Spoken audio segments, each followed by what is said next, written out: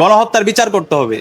কিন্তু 1 বছর জুড়ে আমরা এখন পর্যন্ত খুনি হাসিনা এবং তার দোসরদের যেভাবে বিচার আওতায় নিয়ে আসার জন্য যেভাবে তড়িৎ বিচার আয়োজন করা দরকার ছিল, আমরা এখন পর্যন্ত ধীরগতি দেখতে পাচ্ছি।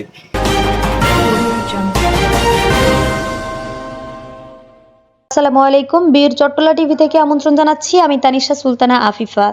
যুক্তরাষ্ট্রের নিউইয়র্কের প্রধান উপদেষ্টা ডক্টর মোহাম্মদ ইউনূসের সফর সঙ্গী ঢাকা বিশ্ববিদ্যালয় কেন্দ্রীয় ছাত্র সংসদের ডাকসু সাবেক সমাজসেবা সম্পাদক ও জাতীয় নাগরিক পার্টির এনসিপি সদস্য সচিব আখতার হোসেনের উপর জুলাই গণহত্যা পরিচালনাকারী নিষিদ্ধ ঘোষিত আওয়ামী লীগের নেতাকর্মীদের হামলার ঘটনায় গভীর উদ্বেগ, তীব্র নিন্দা ও প্রতিবাদ জানিয়েছে ডাকসু। মঙ্গলবার 23 সেপ্টেম্বর দুপুরে ডাকসুর জিএস এস এম ফরহাদ স্বাক্ষরিত এক বিবৃতিতে এই নিন্দা জানানো করা হয়।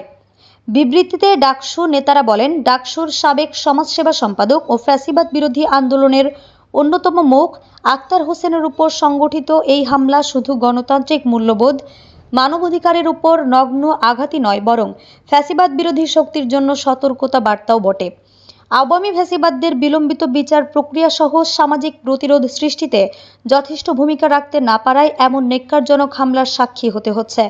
ডাকসু মনে করে, এই ধরনের বর্বরোচিত ঘটনায় আন্তর্জাতিক পরিমণ্ডলে বাংলাদেশের ভাবমূর্তি ক্ষুণ্ণ করছে এবং প্রবাসী বাংলাদেশি কমিউনিটিতে অস্থিরতা সৃষ্টি করছে। যেভাবে তাদেরকে সামাজিকভাবে প্রতিরোধ করা দরকার ছিল, তার আমরা ধীরগতি দেখতে পেয়েছি। যে কারণে আজকে নিষিদ্ধ ঘোষিত ছাত্রলীগ, নিষিদ্ধ ঘোষিত আওয়ামী লীগ তারা বিদেশে এই ধরনের দুঃসাহস তারা দেখাতে পেরেছে। আমরা অন্তর্বর্তীকালীন সরকারকে অনুরোধ করব এবং বাংলাদেশের সকল রাজনৈতিক দলকে, ফ্যাসিবাদ বিরোধী আমরা যারা আন্দোলন করেছি, সংগ্রাম করেছি, আমরা সবাইকে অনুরোধ করব, আওয়ামী লীগ প্রশ্নে আমাদেরকে সবাইকে এক হইতে হবে, নিষিদ্ধ ঘোষিত ছাত্রলীগ প্রশ্নে আমাদেরকে এক হইতে হবে। তাদেরকে যেখানে পাওয়া যাবে সেখানে সামাজিকভাবে প্রতিরোধ করতে হবে, তাদেরকে থানায় দিতে হবে। এরা হচ্ছে গণহত্যাকারী, তারা হচ্ছে শিশু হত্যাকারী। আমরা সবাই যেন ঐক্যবদ্ধভাবে এই নিষিদ্ধ ঘোষিত ছাত্রলীগ, নিষিদ্ধ ঘোষিত আওয়ামী লীগের বিরুদ্ধে সবাই ঐক্যবদ্ধভাবে আমাদের প্রতিবাদ প্রতিরোধ জারি রাখি এবং তাদেরকে, এই গণহত্যাকারীদেরকে দৃষ্টান্তমূলক বিচারের আওতায় নিয়ে আসি। অন্তর্বর্তীকালীন সরকারকে আমরা অনুরোধ করছি, 1 বছর চলে গেছে, শহীদদের রক্ত এখনো দেয়ালে লেগে আছে, আমাদের যারা গাজীরা আছে এখন তারা হাসপাতালে পেতে কাতরাচ্ছে। আপনারা কেন এই গণহত্যাকারী এবং শিশু হত্যাকারী খুনি হাসিনা এবং তার দোষীদেরকে আপনারা এখন পর্যন্ত দৃষ্টান্তমূলক বিচারের আওতায় নিয়ে আসছেন না? এবং একই সাথে আমরা দেখতে পাচ্ছি তাদেরকে বিভিন্ন জায়গায় দায় মুক্তি দেওয়া হচ্ছে। এখন পর্যন্ত ফ্যাসিবাদের দোষরা বিভিন্ন জায়গায় বসে আছে, তারা অ্যাডমিনিস্ট্রেশনে বসে আছে, তারা বিচার বিভাগে বসে আছে, বিশ্ববিদ্যালয়ে তারা বসে আছে। আমরা ঢাকা বিশ্ববিদ্যালয় থেকে ফ্যাসিবাদের সকল দোষরদের বিরুদ্ধে আমরা জিরো টলারেন্স ঘোষণা করছি।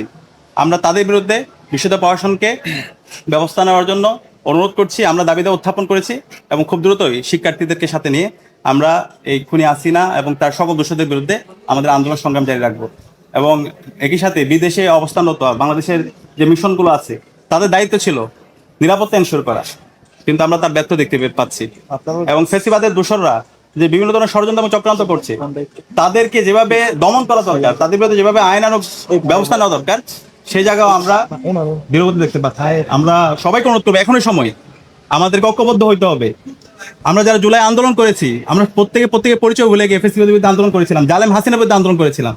এখন নতুন বাংলাদেশ বিনির্মাণ করার জন্য বাংলাদেশ প্রশ্নে, জুলাইয়ের প্রশ্নে আমাকে সবাইকে ঐক্যবদ্ধ হইতে হবে হাসিনার বিচারের দাবিতে এবং নিষিদ্ধ ঘোষিত আওয়ামী লীগের সন্ত্রাসীদের বিচারের দাবিতে, ছাত্রলীগের সন্ত্রাসীদের বিচারের দাবিতে আমাদের ঐক্যবদ্ধ হইতে হবে। বাংলাদেশে আমরা যারা বাংলাদেশপন্থীরা আছি তারাই থাকবো, যারা দিল্লির এজেন্ডা বাস্তবায়ন করেছে, যারা আমার ভাই আবরার ফাহাদকে শহীদ করেছে, ক্যাম্পাসে আমাদের শত শত ভাইদেরকে শহীদ করেছে এবং গণহত্যা এবং শিশু হত্যা করেছে, তাদের বাংলাদেশে রাজনীতি করা